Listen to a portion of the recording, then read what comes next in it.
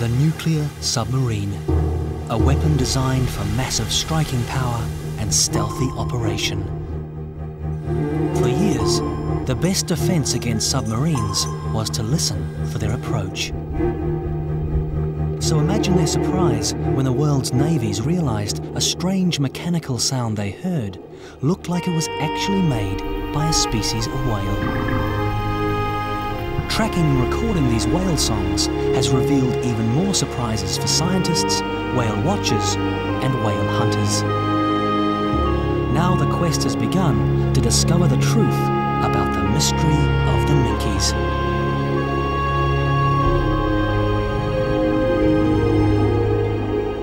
Acoustic researcher Jason Gadamke came to Australia's Great Barrier Reef to try and find the source of a strange sound called the A-train. The U.S. Navy sent us down here in our first year in 1997 to try to get a positive link between the A-train and the Minke whale.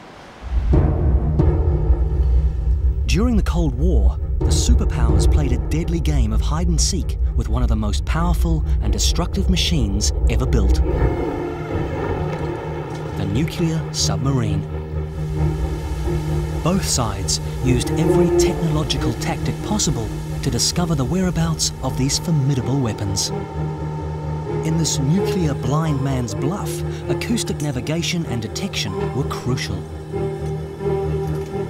Unable to see underwater, the submariners recorded and identified the sounds of the ocean.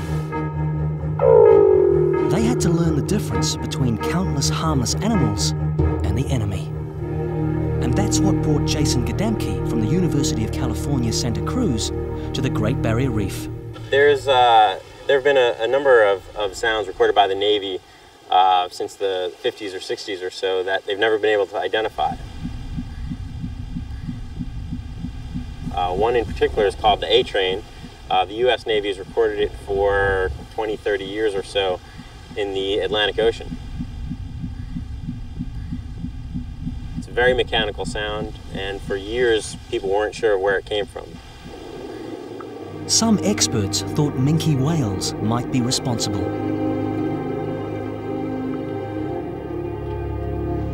Minkes are the smallest and most plentiful of the baleen whales, but they're still a mystery to science and a target for whaling.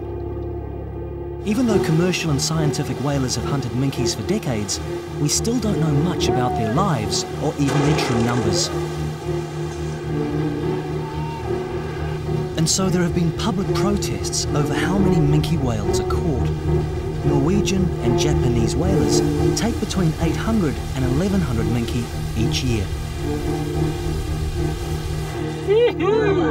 While whale watching has brought more endangered species to popular attention, Minkes have had a lower profile. That is, until recently.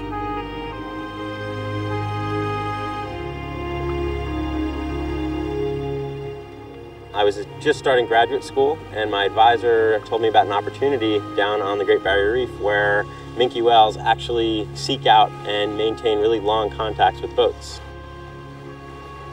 The Undersea Explorer offers a unique experience for whale watchers. On board, business, science, and the adventure-hungry public form a vibrant partnership. Each tour funds a place for onboard research. This is the platform for the Minke Whale Project, and the passengers provide a constant pool of volunteers. Having tourists on board the vessel is actually a great help. Most of the people are very interested in what's going on, so you have an endless supply of assistance. People want to help out with the work, and it's really a treat. For a few months every winter, a population of Minkes gathers by the Great Barrier Reef.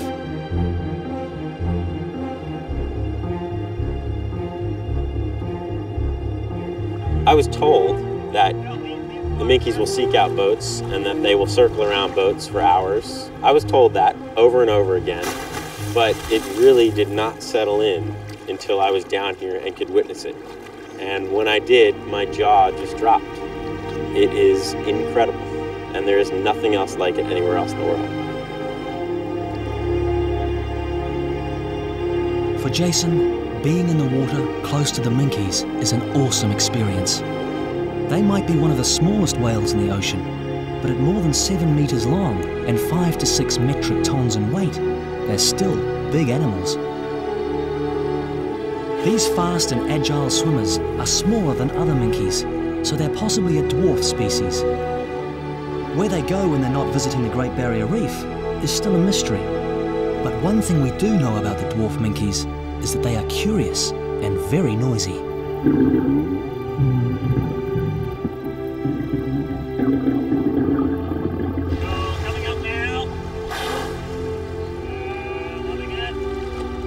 Supported by the National Geographic Society and the US Navy, Jason has been listening to the remarkable repertoire of Minke sounds. He uses an array of 5 underwater microphones called hydrophones that record the sounds onto tape and computer. That animal is moving further. Jason records his sightings so he can match them up with each sound later on. Outside, 21 meters outside buoy 1. There's a whale up. And spectrograms help him visualize the sound and analyze the whale noises. Surprisingly, the whales actually seem to be interested in the hydrophones and the array that we put out. We see very, very often the whales actually approaching the hydrophones within a meter or so.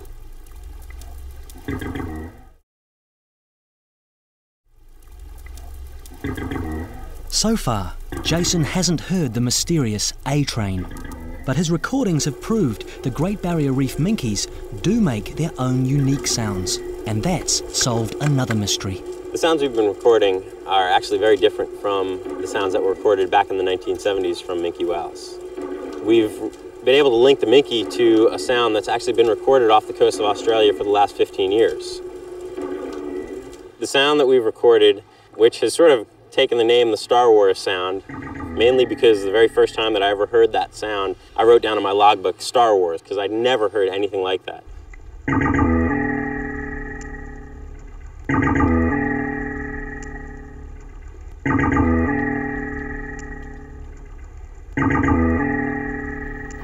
I have a lot of ideas as to the possibilities that it's other animals that are trying to mimic this sound, that maybe it's younger animals that are trying to produce this adult vocalization. And you can hear some of them here. That's sound. They produce it anywhere from every 30 seconds over and over and over again to every 4 minutes or so. I've actually sent the sound to a number of marine mammal acoustics experts, and at least a few of them have actually sent it back to me saying that, first of all, they didn't believe it came from a Minke whale, and at least one of them has said they didn't believe it came from anything biological. They told me to check and see if the Australian Navy was running operations in the area. Recording the Minke sounds is a scientific challenge for Jason, but hearing them in the water is physically and emotionally exhilarating. Getting in the water with the whales is just an incredibly unique experience. When I can get in the water and hear the sounds, and then when a whale actually passes beneath you and is producing sounds, it's just an amazing experience. You can actually feel the sounds vibrating in your chest and your feet throughout your whole body.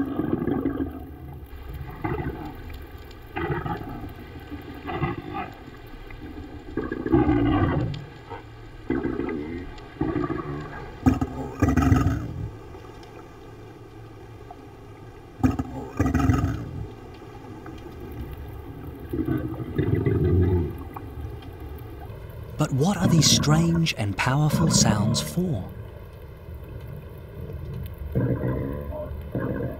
Jason Gadamke's acoustic research suggests the Minke sounds may be a reproductive call or song, with whales calling to attract possible mates or fend off competitors. The Minkes may also use the sounds to navigate underwater, listening for echoes off islands or the walls of canyons. But how they make and use these sounds is still a mystery.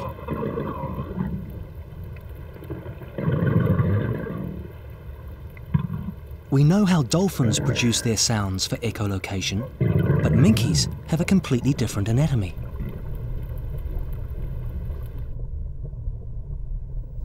One person who studied both the body and behaviour of Minkes is Museum of Tropical Queensland biologist Dr. Peter Arnold.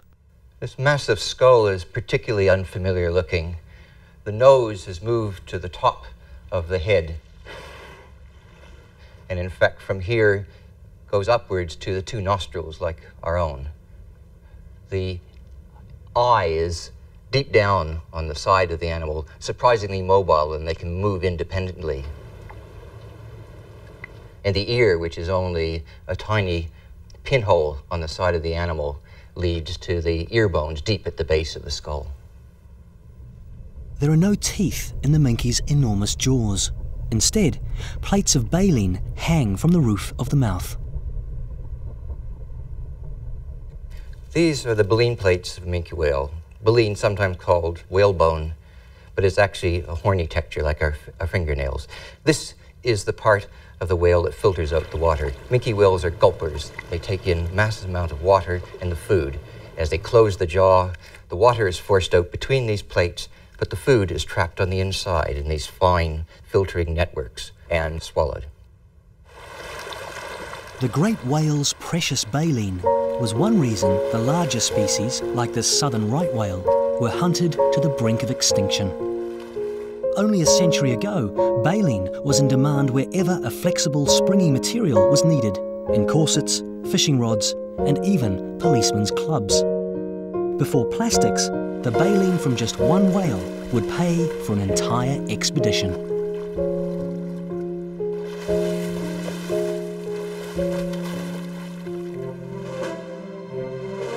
Baleen and whale oil made whales extremely valuable, but they had to be caught and killed first. The age of mechanization helped the whaling industry speed up that process. They could catch more whales and more species. The invention of the explosive harpoon and floating factory ships made large-scale whaling a possibility. With their new industrial efficiency, whalers could process even blue whales, the largest living creatures on Earth, in a matter of hours. Fleets of whale catchers now hunted on the high seas. When whale numbers declined in the north, whaling nations turned south to the pristine Antarctic whale stocks. After World War II, whale meat replaced whale oil as a desirable commodity. It had been part of the Japanese diet for some time, but with American support, it became a crucial source of protein as the nation rebuilt itself in the post-war period.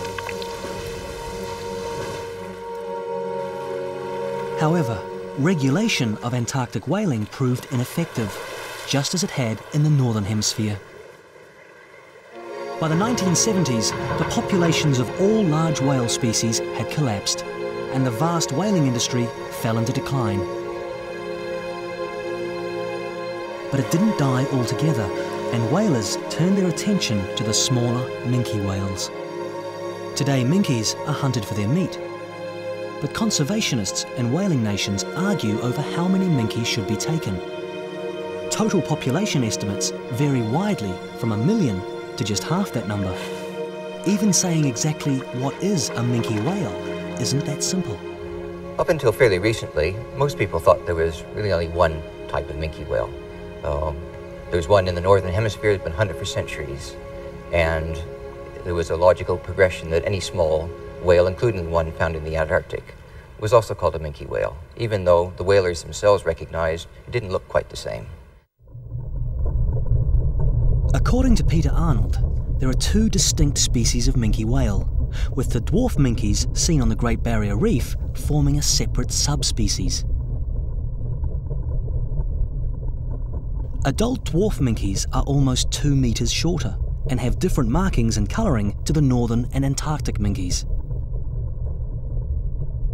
Although humans have hunted minkes for thousands of years, it's only since the 1980s that scientists have recognised the 3 types of minke whale.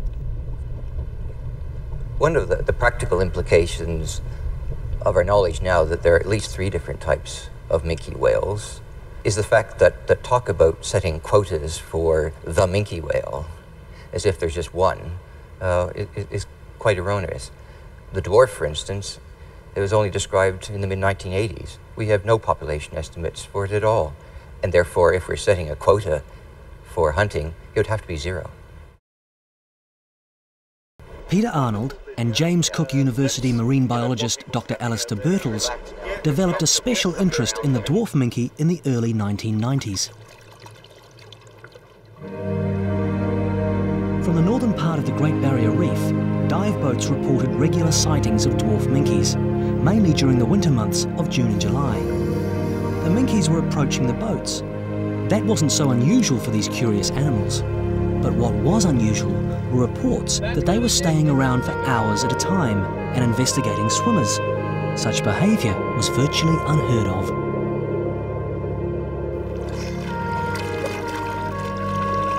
But Alistair and Peter were worried that human contact might be stressing the whales. There were a growing number of reports of divers harassing the whales, swimming towards them, even touching them, and of whales being frightened away. So we were very concerned that the impacts on the whales might not be sustainable ones. So we were interested in finding out more about the nature of the impacts so that we could help the industry to move to a more ecologically sustainable approach. So the operators of Undersea Explorer invited Peter, Alistair, Jason and his university advisor Dan Costa to become part of a floating research group.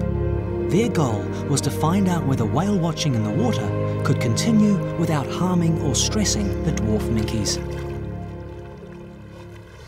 It required management, and there were no guidelines in place, and so we went up there to find out about those interactions so that we could develop guidelines. What's different about this project? Well, one of the things is that we're looking at living animals. A lot of the previous work has been done from whaling carcasses salvaged from the whaling boats. Very little has been done to study living minke whales, and most of that has been in the Northern Hemisphere. The Great Barrier Reef research would be the first on minkes in this part of the world, and it would be the first time anyone had scientifically studied minke whales underwater. The researchers decided that the whale's behaviour should shape the encounter and not vice versa. So when they sight the minkes, they halt the engines and set the boat adrift. Anyone getting into the water to meet the whales must cling to a rope trailed from the boat. I think there's tremendous value in hanging onto the rope. One, from my perspective, because it's easier just to hang onto the rope, and two, we become very predictable. We're not going to, go after them or anything like that. We just become a very predictable, known entity that they can be curious about. I think the ropes are a great idea. Hanging onto a rope in open water with venomous sea snakes and hungry sharks around can be scary, but the rewards seem to outweigh the risks.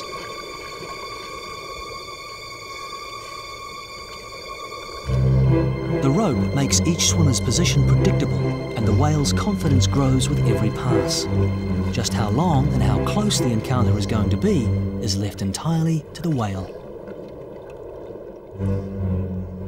These guidelines, proposed by Alistair Birtles and Peter Arnold, now form a code of practice for in-water whale watching on the Great Barrier Reef. But that was just the start. As they watched the curious minkes, the researchers wanted to know how many dwarf minkes visit this area, how often do they come, and how do they relate to each other. To find out, they needed detailed observations of every whale they saw.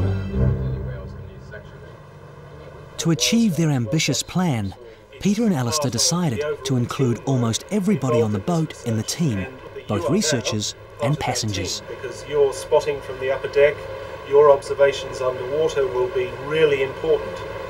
We're only 1 or 2 pairs of eyes on the ropes. You are going to be another 10 pairs of eyes on the ropes. Each researcher focuses on their specialist area, but then they combine what they learn about the dwarf minkes. The collaboration that we have between Alistair, Peter, and myself is very unique. We each have very different roles. Alistair spends his time in the water, identifying animals and describing their behavior. Peter spends countless hours on the top deck, again identifying individuals and describing behavior, while I'm generally sitting there with my headphones on, monitoring their sounds and trying to link that up with animal positions and behavior.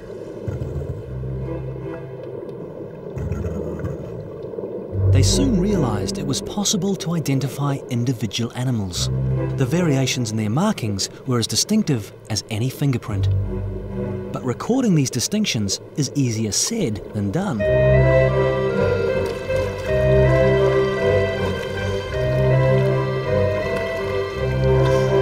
Minkes glide and turn effortlessly in their natural element. For the researchers, it can be a struggle to keep up with the passing parade.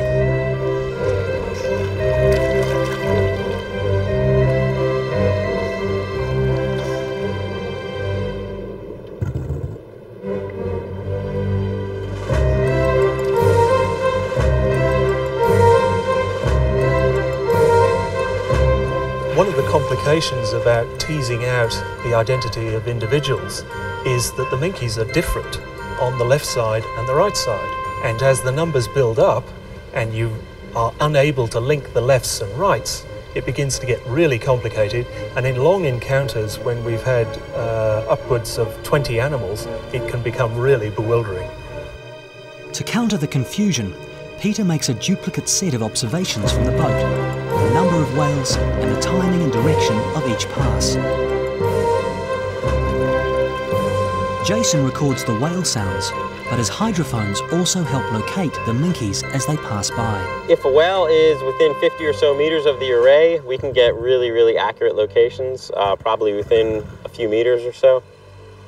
Ultimately, we want to be able to link up all these sounds with the different behaviors that we see and the different situations that we encounter. Okay, just stop. 15 seconds. Put it on and listen for the doo-doo-doo sound. And we'll get to that. So 5 whales coming towards me, and then I look back, and there were 2 whales coming from the back. As they make their observations, the scientists and tourists develop strong feelings about their meetings with the Minkes. I'll never forget those first encounters with the Minkes. Out of the blue, a figure would emerge, just a dull shape to start with the white patch glowing. And then as the whale's confidence grew, they came closer and closer. And then sometimes you could actually see the eye swiveling to look at you. And that made it a really extraordinary experience to be in the water, interacting with a wild animal.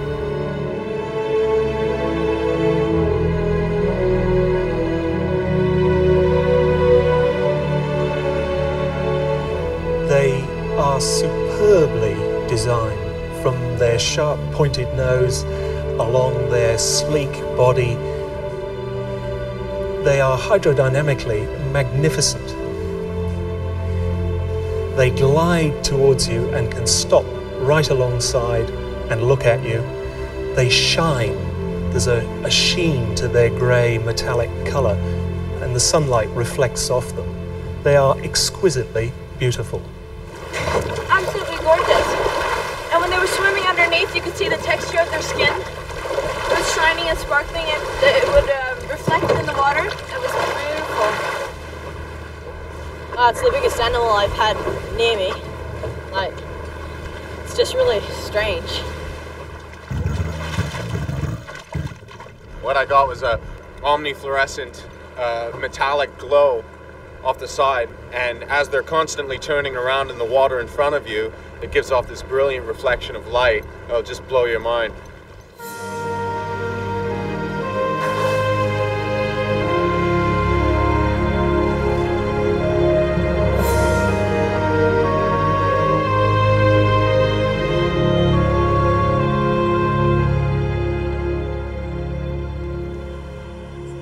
At the end of the day though, Alistair and Peter must begin the complicated task of pulling all the data together in an attempt to identify individual Minkes.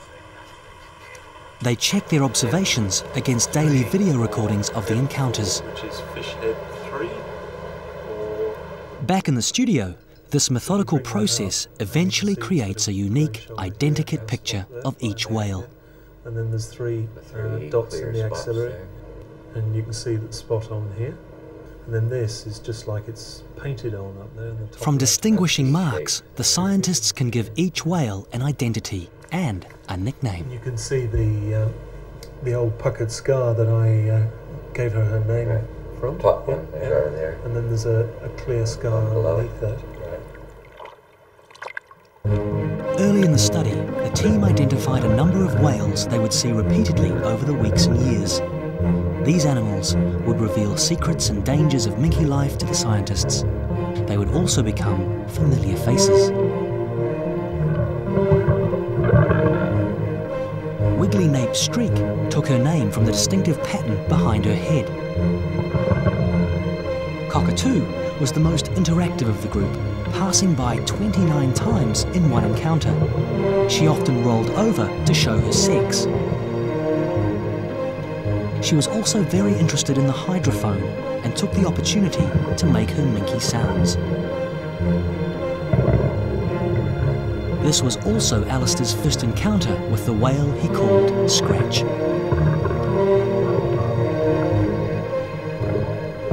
I gave him his name because he had two parallel scratches on his back that were very obvious, and the white lip just on the right-hand side of his mouth. And he also had a good fringe of barnacles on his tail.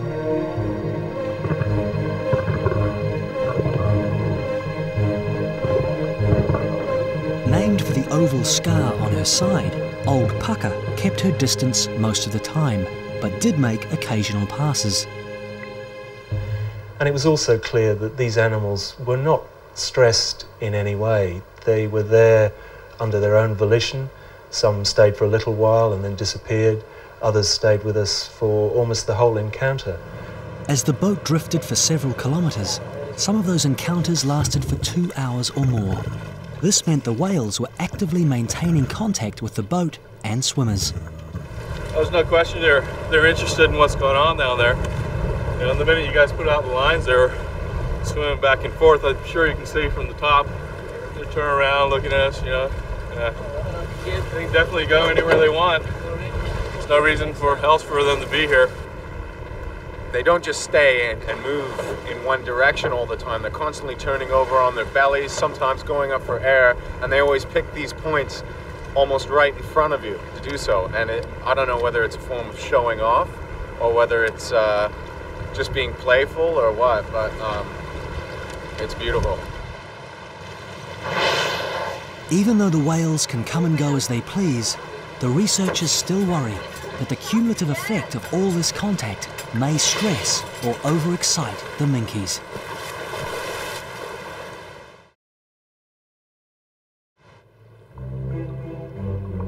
One day, over 25 dwarf minkes accompany the undersea explorer as it drifts over 16 kilometres in 5 hours.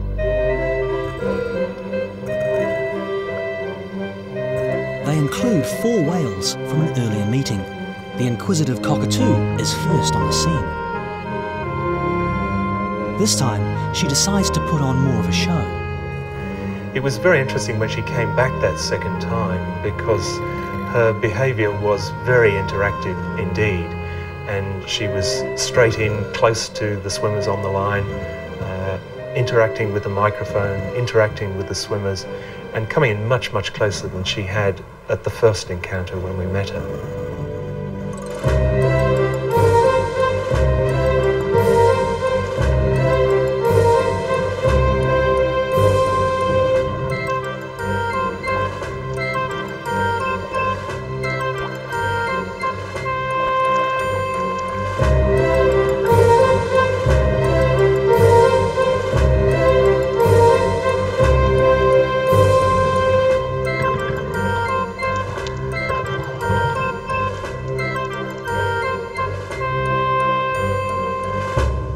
Unlike dolphins and other toothed whales, the Great Barrier Reef minkes don't seem to form tight social groups.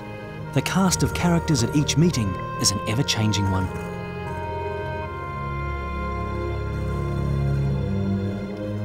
"13 days after her initial encounter, Old Pucker appears again with 18 other whales, including Scratch. This time, Old Pucker overcomes her shyness and approaches the divers repeatedly, showing her belly to reveal her sex.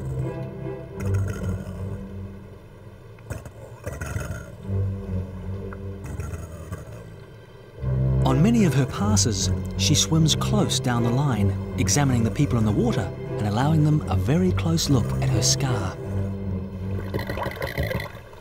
In whales, as in humans, a lifetime of experience is bound to leave a few scars. And every scar tells a story.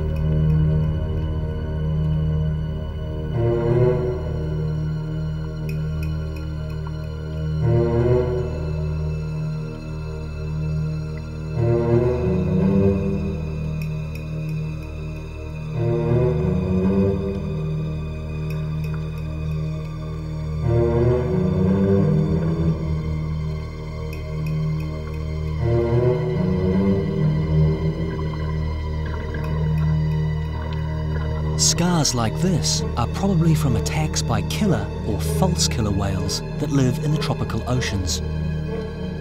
But being one of the smallest whales, dwarf minkies are also prey to large sharks, like tiger sharks.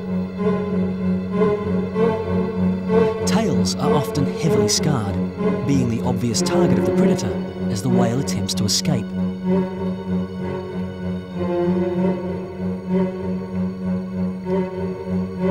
A particular scar seen on many of these whales comes from an aggressor against which they're completely defenseless.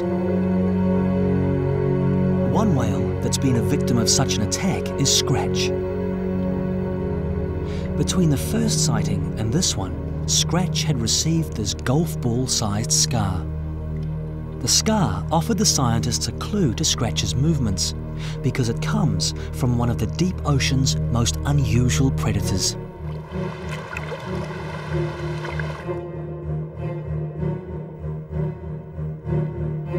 Sometime after the first encounter, the team believes Scratch made for deeper water. To do this, he would have had to swim through a channel between the barrier reefs, leading to the Coral Sea.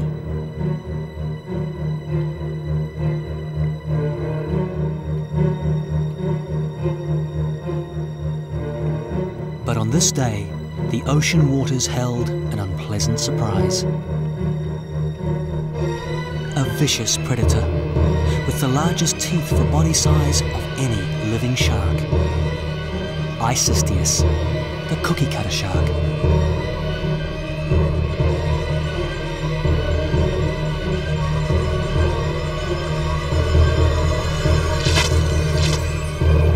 It would have been all over in seconds. A shark, no longer than a man's hand and forearm, had ambushed Scratch, making off with a golf ball-sized chunk of skin and blubber. 12 days later, this deep-pitted scar was still fresh and obvious. Only recently have scientists identified Isistius as the likely culprit. The tooth plate in the lower jaw can come up and a bit like an ice cream scoop. The lips may momentarily attach the shark to the side of the animal, but the bites are probably over in a flash, leaving these characteristic white oval scars of the cookie cutter shark. Multiple scars on many of the minkies raise the frightening prospect that out in open water they encounter piranha-like schools of these nasty little predators. But Scratch's misfortune was the researchers' bonus. This showed they could recognize individual whales and work out where they'd probably been.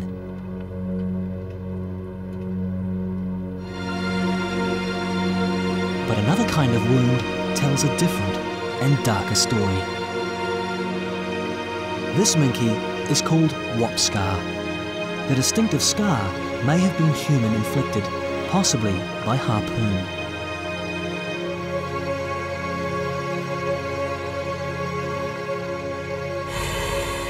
Minke whaling continued after the worldwide population crash of larger whales in the 1970s. But a shift in public opinion led to a global campaign to save the whales.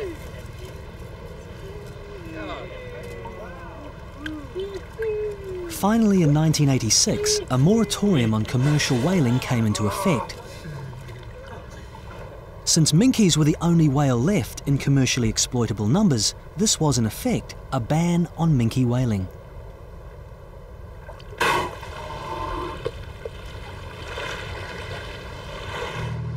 There are exceptions, however.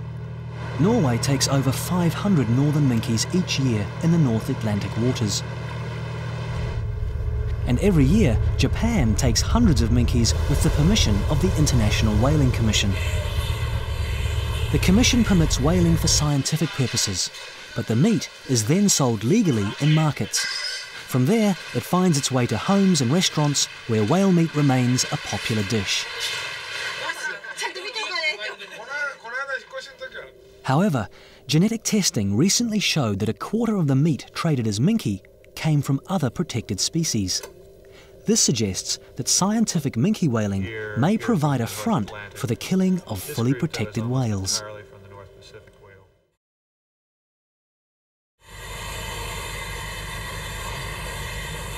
Scientific whaling by Japan has added to our knowledge of Antarctic minke biology. But there are still unsolved mysteries. Where, for example, do the different minke species go to breed and calve?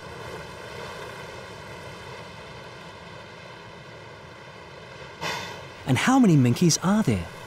Instead of one abundant species, we now know there are at least 3 different types of minke whale, with widely varying estimates of their numbers. That makes it difficult to assess what is a sustainable catch.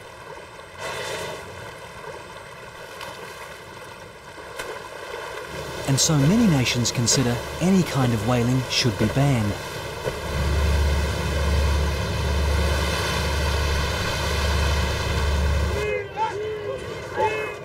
Many people do, however, accept that indigenous peoples are justified in taking small catches of whales.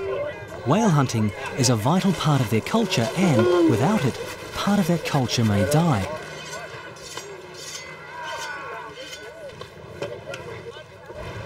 But in Kaikoura, New Zealand, local Maori have agreed to a ban on whale hunting. Instead, they have turned to whale watching and made it a profitable enterprise. Money earned from these whale tourism operations helps to revitalise and support their culture in other ways. Whale watching seems to be an increasingly sustainable alternative to whale hunting. There aren't such obvious threats to the animals, but the desire to get close to them could possibly lead to harassment.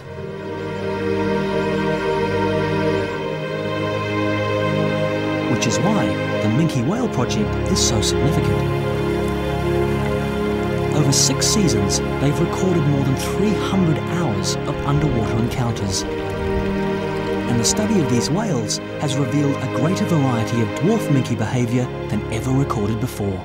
The project has also given us a unique opportunity to look at living whales. The dwarf minkies we're finding have a number of unique features, but they're the closest relatives of the great whales, the blues, the finbacks, the seis, these great oceanic wonders. They're also the whales that unfortunately have been exploited heavily by the whaling industry. And so what we're learning about looking at the live minkies may give us a great understanding into the lives of these great oceanic wonders. So far, Peter and Alistair haven't identified any of the dwarf minke behaviour with stress, and the whales have shown no signs of aggression towards the swimmers. They come right up and check you out, and then about 3/4 of the time I was down there, their behaviour kind of changed, and they started to get a lot more rapid. They were basically dancing about, it felt like 10 feet away from you, and then it felt like 6 feet away from you. And they just seemed to be getting closer and closer as long as you stayed away from them. And they're very, very inquisitive. They want to check you out as much as you want to check them out. And they just keep on making closer and closer passes. It was good to stay in one spot because then they would come back to you. You wouldn't want to go after them because you wouldn't be able to find them anyway. With each encounter with the swimmers, the minkies seem to become more confident. But on any day, how many will turn up and which ones is anyone's guess. As the project continues, the cast of characters grows, and so does the number of repeat visitors. The extensive study confirms there is a specific group of dwarf minkies returning to the same area within the northern Great Barrier Reef every year. But what happens to these whales outside the 2 to 3 months that the boats commonly sight them?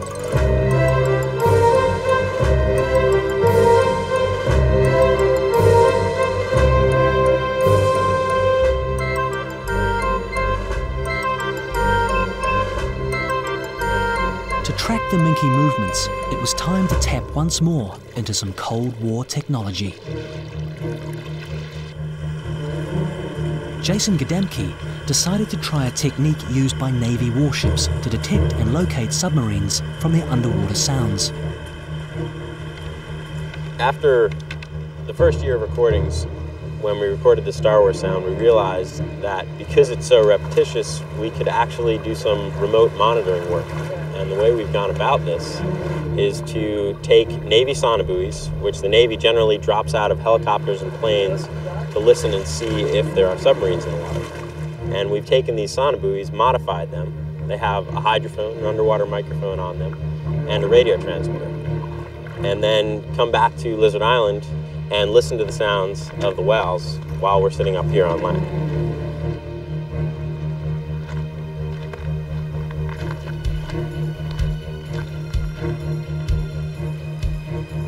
From his vantage point on top of the island, Jason has recorded the Minke whale sounds and calculated their positions. He's tracked them over an area of 50 square kilometres. The recordings so far indicate dwarf Minkes are present, even though they're not being seen. The remote monitoring work really gives us an added perspective that we can't get from the Undersea Explorer. Another one. You hear that? Close. From Jason's recordings, it looks like the whales actively seek contact with dive boats over 2 to 3 months. But then, their curiosity seems to fade. They're still around, but appear to be less interested in the boats and swimmers. One possibility is that the Minkes become more interested in breeding, and that the repeated Star Wars song forms part of a reproductive display by the males. That could explain why they return each year. And when they do, they appear to recognize their old swimming companions.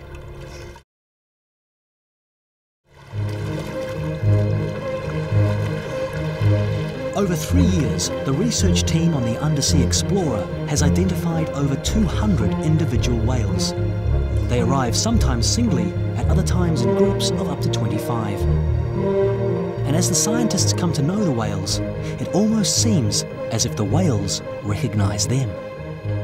I was out on the end of the line and there were whales moving around in the encounter. I suddenly saw this animal behaving rather strangely because it was directly below me and it was barreling straight up towards me. And as it came towards me, getting closer and closer, I saw the white lip and I thought, I know that animal from somewhere. And just as it got a few meters below me, it blew this great big cloud of bubbles and then rose out of the water only a couple of meters away in a big head rise, crashed back into the water, and then sailed past me, and I realized that it was Scratch. The third time I saw Scratch was just one day afterwards, and I had only just gone out onto the end of the line when I suddenly saw this whale coming directly towards me, head on. It started to open its mouth in a full gape, and I looked straight down its throat with this fringe of baleen hanging down either side and a beautiful rusty orange throat. It was Scratch. Scratch had come back.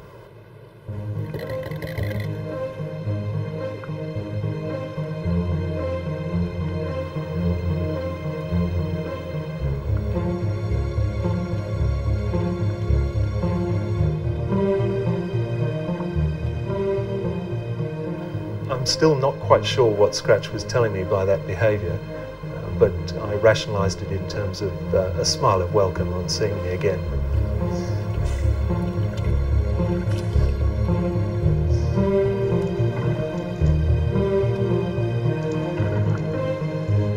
An incident with Old Pucker shows just how comfortable these whales have become with humans. Once Old Pucker came in, she kept doing some incredibly interactive activities. I mean, she'd be cruising down the line past passengers and then hovering. About 2¼ hours into the encounter, there was a particularly extraordinary happening. Old Pucker did a head rise, that is, her snout was coming out of the water, but she did it right next to the videographer. And as she was coming back, the snout came back towards the camera and actually touched the camera. But there wasn't any great sense of panic. The animal just continued on. She continued to be interactive throughout the whole encounter.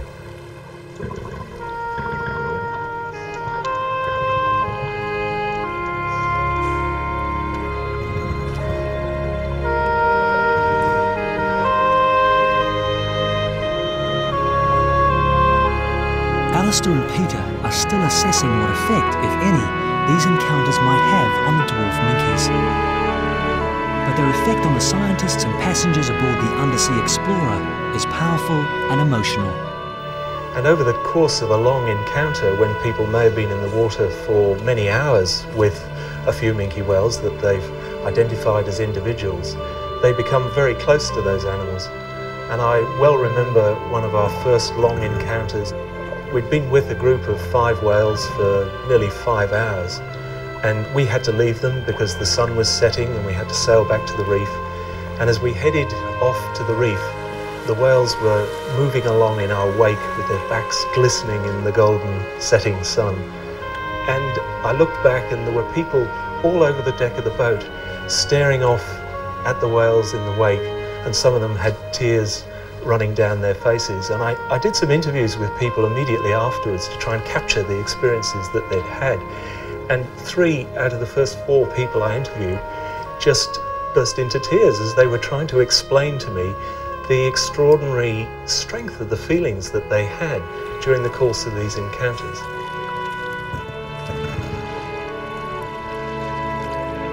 Thanks to the Minke Whale Project, we can now see these little whales as individuals, creatures as curious about us as we are about them.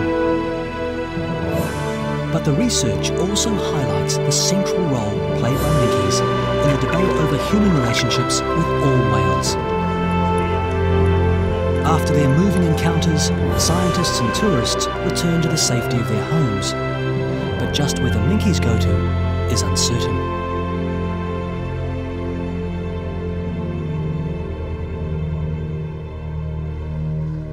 In Antarctic waters, dwarf Minkes have been caught along with southern minke. It's possible the Great Barrier Reef population may migrate there during the summer months.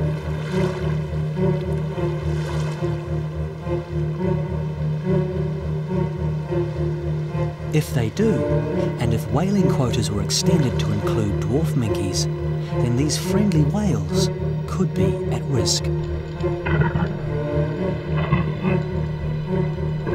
Their increased familiarity with whale-watching boats might make them easy targets for southern ocean whalers.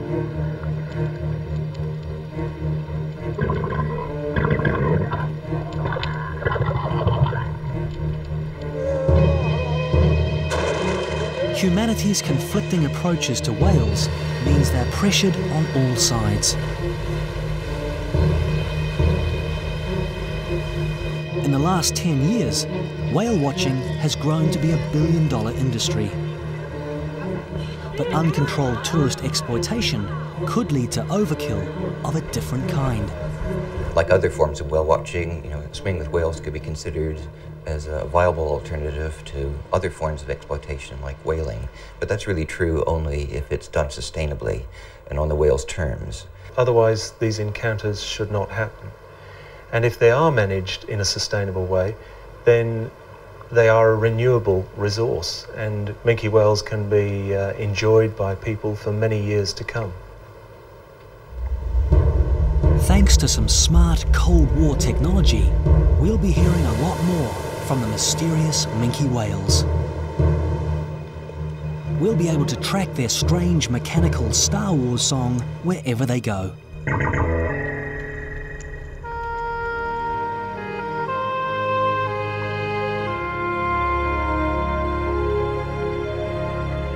And perhaps one of the smallest whales in the ocean will play a very big part in determining the future of all whales, great and small.